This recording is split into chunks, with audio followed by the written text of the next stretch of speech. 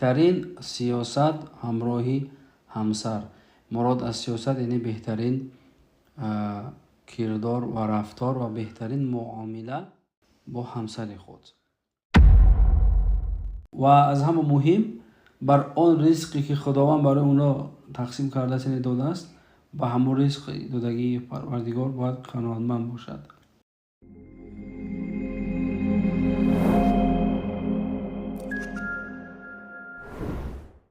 الحمد لله وحده والصلاة والسلام على من لا نبي بعده. اللهم لا سهل إلا ما جعلته سهلا وأنت تجعل الحزن إذا شئت سهلا. لله تعالى. ان شاء الله تعالی امروز شروع میکنیم درسی جدید را، یعنی عنوان جدید از کتاب بیت عامر خانه بخت. و عنوان درس امروزه ما حسن السیاست مع المرأة، یعنی بهترین سیاست همراهی همسر. مراد از سیاست یعنی بهترین کردار و رفتار و بهترین معامله با همسر خود. مصنف رحمه الله می‌فرماید ينبغي للرجل ان يعامل زوجته بحسن السیاسه. یعنی ينبغي للرجل یعنی برای هر یک مرد سزاوار است اینکه معامله کند با همسر خود با بهترین راه و روش و بهترین سیاست، یعنی معامله خوب، معامله نیک. لكن ليس الى درجه تسقط هیبته عندها، لیکن نه تا اون درجه ای که هیبت و قدر و قیمتی همون مرد در پیش زن بیفتد، نه تا این درجه که دیگر تا اون معامله درجه نشد که دیگر مرد در پیش زن دیگر هیچ هیبت نداشته باشد، تا این درجه نه. و ينفق عليها باعتدال. مراد از حسن سیاست یکی از اینها این است که با اعتدال، معتدل یعنی میانه، نفقه همسر خود را باید که بجا بیارد، بپردازد.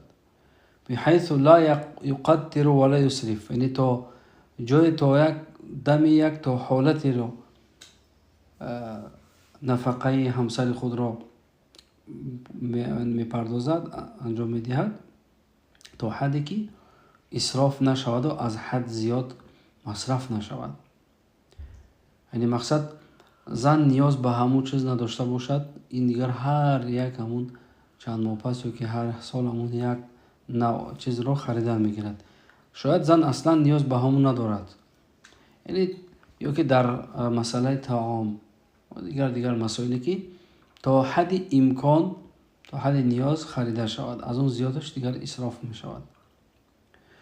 و یعلمها ما تحتاجه من امور الدین. یکی از حسن سیاست این است که همسر خود را اون چیزی که از امور دین احتیاج دارد همسر باید تعلیم میدهد، یعنی ضروریات دینی، مسائل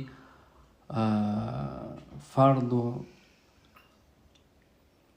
نفل و واجب و سنت و دیگر حرام و حلال و همین طلاق و نکاح، یعنی ضروریات دینی را باید تعلیمش بدهد. و یخوفها الله اذا تساهلت فی دینها. و امر دیگر این است که وقتی که اگر همسر زن اگر آسان گرفت در دین خداوند، یعنی به اهمیتی کرد، سبوکی کرد، عمل نکرد، پیروی نکرد، خب باید که از عذاب خداوند باید این زن را بترساند که اگر تو انجام ندادی عذاب الهی تو را منتظر است. و یتلطف بها اذا ولدت. و امر دیگر این است که وقتی که زن اگر تولد میکند، خداوند که رزق داد فرزند تولد کرد، باید لطف، یعنی تلطف با این معنا یعنی مهربانی کند با این زن. و یونسها، و در آغوش بگیرد زن را، یعنی در مقصد با یک معامله نیک، با یک رفتار خوب، کردار خوب زن را مؤنس شود. ولا یظهر لها الحزن بالانثى. و هیچ وقت وقتی که زن اگر دختر تولد میکند خود را همچون غمگین مرد نشان ندهد در پیشی و در نزد همسر خود. متاسفانه بعضی مردها هستند که وقتی که همسرش دختر تولد میکند گویا که ناراحت میشده است. دختر آخه این نعمت الهی است، اینم فرزند است. باید که همه وقت خوشحال باشد به هر فرزندی که خداوند برای او عطا کرده است. نعمت الهی است. ولا یفشی سرها، و همچنین مرد نباید سر و اسرار همسر خود را فاش کند، یعنی که مقصد آشکار کند.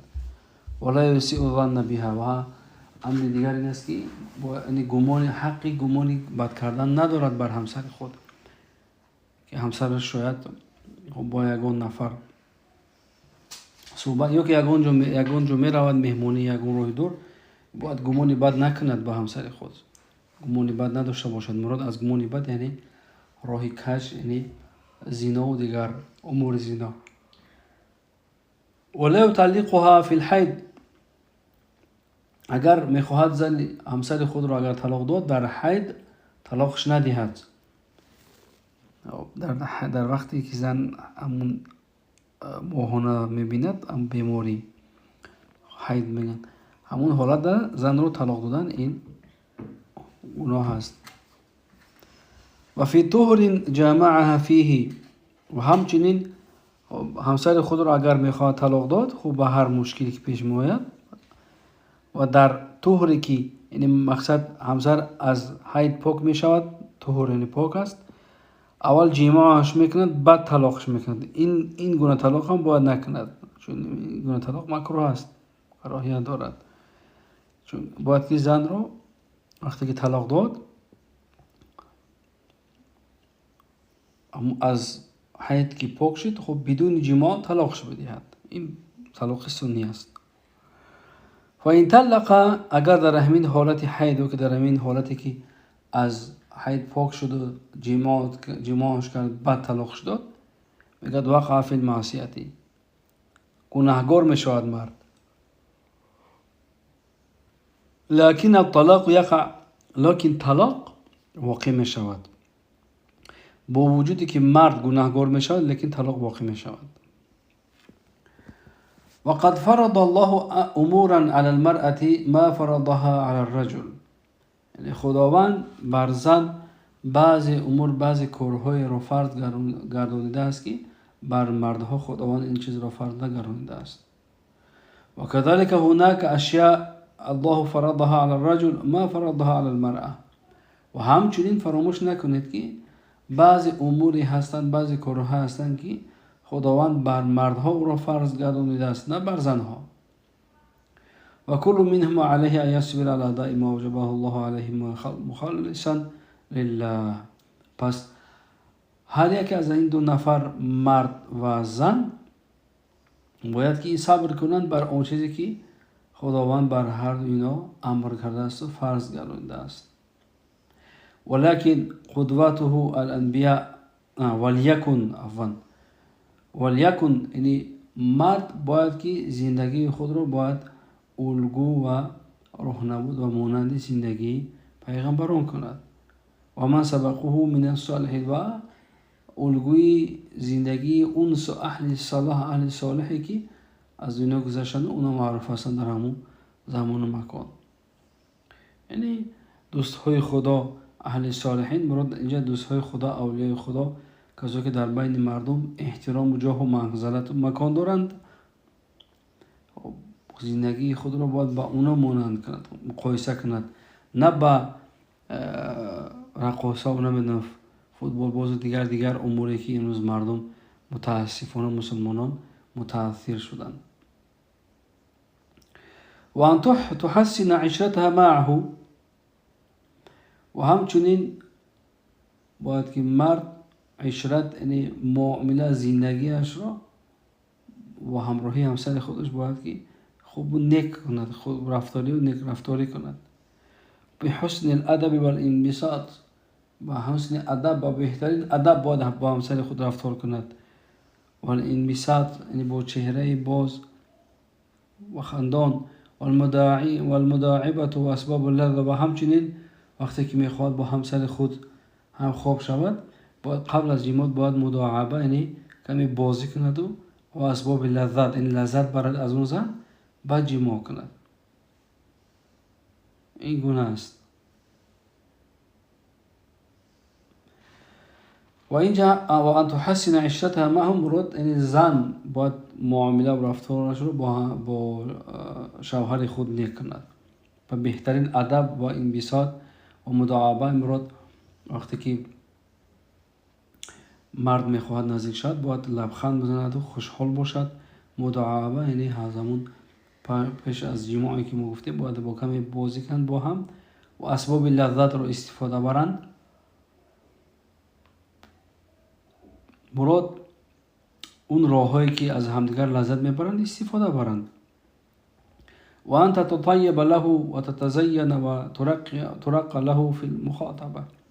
و همچنین باید خود را آرایش بدهد برای همسر، برای یعنی شوهر خود و یعنی عطرهای خوب باید استفاده برد در نزد شوهر خود تا که شوهرش از اون یعنی راحت برد. و ترق له فی المخاطبه. و همچنین وقتی که با همسر با شوهر خود مصافحت میکنند، مصافحت مراد با هم صحبت میکنند و هم سخن میگویند، باید که با نرم با رفتار نیک سخن بگوید. لا تتکلم اذا غضب. و هیچ وقت زن سخن نگوید وقتی که هم شوهر خودش در وقت غضب باشد. ولا تکلفه ما لا یطیق. و همچنین اون چیزی رو که شوهر طاقت خریدن ندارد باید که شوهر خود را مکلف برای خریدن این چیز نکند.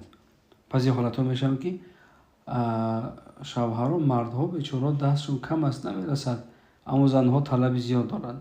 این گناه نباید باشد. و ان تقنع بالمقسوم. و از همه مهم بر آن رزقی که خداوند برای اونا تقسیم کرده است یعنی داده است، با همون رزق دادگی پروردگار باید قناعتمند باشد. ولا تطلب منه شیئا وقت ملاعبتها. و خصوصا دیگه در وقتی که شوهر خودش با همین زن در وقت بازی هستن، یعنی قبل از جماع بوسه میکنه، در آغوش میگیرد، با هم کمی بازی میکنه، در این حالت هیچ چیز یعنی چیزی دنیوی طلب نکند زن. و ان تكون قلیله الکلام. و همچنین زن باید که سخنش کم باشد نسبت به مرد. و تردد لجیرانها. و همچنین باید که زن رفت و آمد رو با همسایه خود کمتر کند. ولا تطلب منه ما یثقل علیه. و اون چیزی که مرد توان خریدن این چیز رو نداره باید که زن طلب نکند از مرد خریدن همین چیز رو. با شکایت و با دعوا و با جنجال دیگه، با هر راهی که مرد یعنی طاقت خریدن همون چیز رو نداره اما زن مجبور میکنن. و ان تكون قائمه بتدبیر امور بیتها. از همه مهم باید که زن همه وقت پای برپا باشد، پر بیجا و پر برجا میگن چی میگن، پا برجا باشد با تدبیر امور همون خانه خود. حائمه بصلاتها و عبادت ربها. و همچنین زن باید که همه وقت عادت کند در مسئله نماز خواندن اگر همون عادت حیدیش نباشد، و بر عبادت پروردگارش باید که مؤنس و گرفتار شود. مقصد همه وقت در عبادت خداوند باشد. تقدم حق زوجها على نفسها و اقاربها. و همچنین زن باید که حق شوهر خود را از خودش و اهل و اولادش، از خشتبار خودش باید بالاتر و پیشتر بدوند. یعنی که همسر مراد شوهر مقامش گفتیم بالاتر است، حقوقش بالاتر است. برای همین دیده به پدر و مادر و خشتبار باید که حق شوهر بالاتر باشد. مشفقه علی اولادها. و دیگر امر مهمی که باید که این زن همچون مشفق به معنی رحمدل باشد بر فرزندهایش. قصیرة اللسان عن سب الاولاد، و زبانش باید که زبانش کوتاه باشد تا اینکه اولاد فرزندان خود را دشنام ندهد. و مراجعت الزوج، و همچنین کار کند که شوهر یعنی مقصد در هر صورت در هر حالت دیگر شوهر خود را طلب نکند که این فلانی را مثلا اذیت کن، فلانی اذیت کن، مراد فرزندهایش را. این گونه نباید باشد. چون که بعضی زنها، بعضی مادران، بعضی زنها متاسفانه هستند که اون مرد رو تشویق میکنند تا اینکه همون فرزند رو خب جزا بدهد. یعنی زن باید این گونه نباشد. ولا تتفاخر بجمالها او مالها، و زن نباید با مال و جمال خود فخر کند. یعنی با زیبایی خود، با مال خود فخر کردن زن کاری درستی نیست. ولا تفشی له سره، و همچنین زن شوهر خود را حق ندارد افشا کند. و ان تحد علی زوجها اذا مات، یعنی وقتی که شوهرش از دنیا میگذرد باید که عده موت بشیند، یعنی همون 4 ماه و 10 روز. یعنی در این عده چیکار میکند؟ بی ان لا تتزین، باید که زینت خودش رو نبخشد همون زن تا 4 ماه. و الا تطیب، و همچنین خوشبویی این استفاده نبرد به زمانی عدتها، و در زمانی عدش. وقتی که زن عده میپاید در این وقت عدش نباید خودش را زینت بخشد، زیبا کند، یعنی چشم مردم خودش را همچون زیبا آرایش بدهد. این گونه باید نباشد. یعنی عادی، مراد زن باید عادی باشد. همون چگونه که بود همون خیلی برای مخصوص روز، برای مخصوص چیز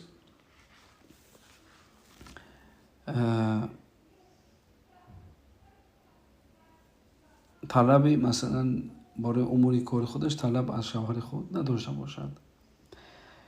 مراد اینجا وقتی که شوهر از دنیا میگذرد در همون 4 ماه و 10 روز زن باید که عده بپاید. در همین عدهش زن یعنی خودش را آرایش نمیدهد و خوشبویی استفاده نمیبرد در هم وقت عدهش. و تا آخر عدهش رو همین گونه باید که باید زن بشینه تا عدهش تمام شدن. عدهش که تمام شد 4 ماه و 10 روز، بعدا زن اختیار دارد که به زینت یعنی آرایش میدهد، خوشبویی استفاده میبرد، هر کاری که میکنه دیگر اختیار دارد. طيب، این بود درس امروزه ما، حسن سیاست مع المرأة. ان شاء الله تعالی ما در درس های بعدی بازم دوام میدهیم این خوندن این کتاب رو ان شاء الله. بارک الله فیکم و آخر دعوانا و الحمد لله رب العالمین.